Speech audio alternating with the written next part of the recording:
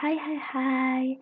Hari ini kakak akan menjelaskan tentang getaran dan gelombang. Pada video kali ini kakak membahas khusus tentang getaran pada bandul dan getaran pada bekas. Yuk ikutin terus videonya. Nah, sebelum kalian mengerti apa yang dimaksud dengan getaran, kakak akan memberikan contoh-contoh getaran di dalam kehidupan kita sehari-hari. Misalkan adalah pendulum yang bergetar, kemudian senar gitar yang bergetar, yaitu pada saat kita memainkan dawai gitar itu ya, memetik dawai gitar, dia akan bergetar dan akan menghasilkan bunyi. Kemudian mainan bekas yang pasti kalian sering lihat, kemudian juga main ayunan ya, ini juga termasuk sebagai getaran. Nah, selanjutnya apa pengertian dari getaran? Getaran adalah gerak bolak-balik secara teratur atau bisa dikatakan secara periodik melalui titik seimbang. Contohnya misalkan pada bandul. Nah, pada gambar ini kita lihat bagian B ya. B ini adalah posisi saat bandul diam atau bisa kita sebut sebagai titik seimbang dari bandul. Nah, kemudian kita bayangkan bandul B ini, posisi B ini kita ayun atau kita arahkan ke A, kemudian kita lepaskan.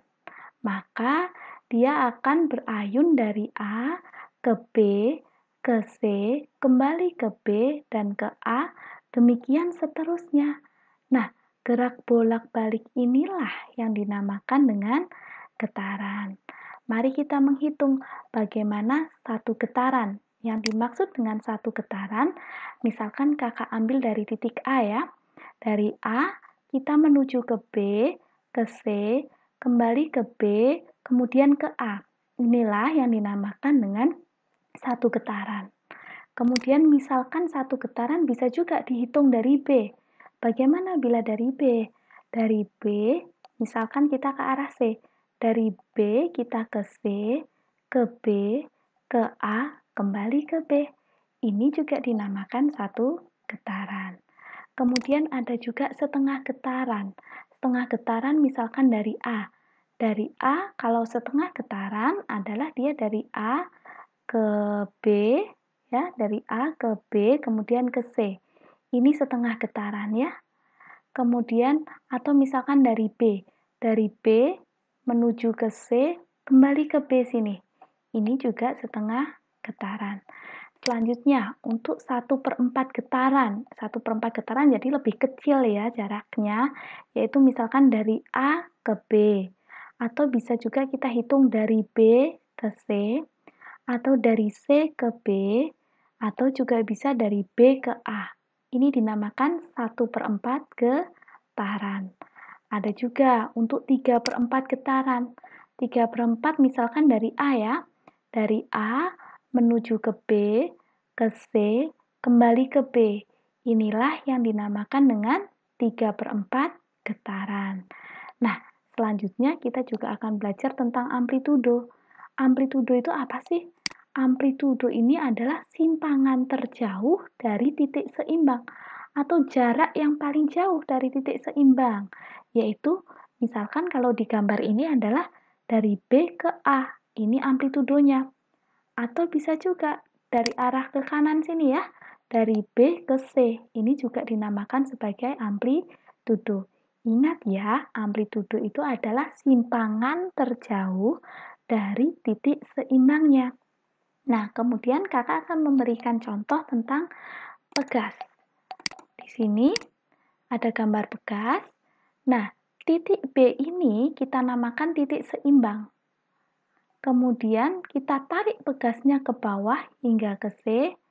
Kemudian dia akan ke arah A. Kembali ke B, ke C, ke A. Ini bolak-balik terus. Nah, ini satu getaran ya. Jadi satu getaran pada pegas itu adalah dari B, titik seimbangnya ya. Dari B ke C, ke B, ke A, kembali ke B. Ini satu getaran. Nah, misalkan untuk setengah getaran dari titik B.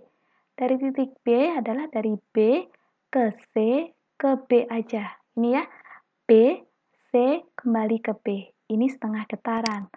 Untuk 1/4 getaran, 1/4 misalkan dari B ke C ke B, atau bisa juga B ke A, atau bisa juga dari A ke titik B.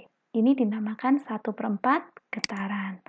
Nah, untuk 3/4 adalah B ke C, kemudian ke B, ke A. Nah, ini dinamakan 3/4 getaran. Nah, tentunya kalian sudah mulai paham bukan bagaimana cara menghitung getaran, baik itu 1 getaran, setengah getaran, dan lain sebagainya. Nah, sekarang kita akan belajar tentang rumusnya ya. Nah, di dalam getaran kita akan belajar tentang frekuensi. Frekuensi itu adalah banyaknya getaran dalam waktu 1 detik. Kemudian periode adalah waktu yang diperlukan untuk 1 getaran. Nah, apa aja yang berpengaruh terhadap getaran ya, terhadap frekuensi dan periode ini? Yang pertama adalah banyaknya getaran. Kita simbolkan dengan huruf N. Kemudian waktu getaran kita simbolkan dengan huruf T kecil ya. Satuannya adalah sekon. Rumusnya adalah sebagai berikut. Frekuensi atau kita simbolkan F, nanti satuannya adalah hertz, itu adalah banyaknya getaran dalam satu waktu atau dalam 1 detik. Maka frekuensi adalah N, banyaknya getaran, per atau tiap waktu, tiap detik. Jadi F sama dengan N per T. F sama dengan N dibagi T. Kemudian untuk periode satuannya sekon, simbolnya adalah T besar ya. Jangan keliru dengan time, waktu di sini ya. Kalau waktu T kecil, kalau periode T besar. T atau periode adalah T time per N. Waktu yang diperlukan untuk 1 getaran. T dibagi N. Nah, hubungan antara frekuensi dan periode adalah F sama dengan 1 banding T atau 1 dibagi T, atau T sama dengan 1 dibagi F, 1 dibagi frekuensinya. Jadi mereka ini berhubungan terbalik, hubungannya adalah berkebalikan F dan periode. Nah, sampai di sini dulu penjelasan dari kakak. Terima kasih sudah menonton videonya kakak.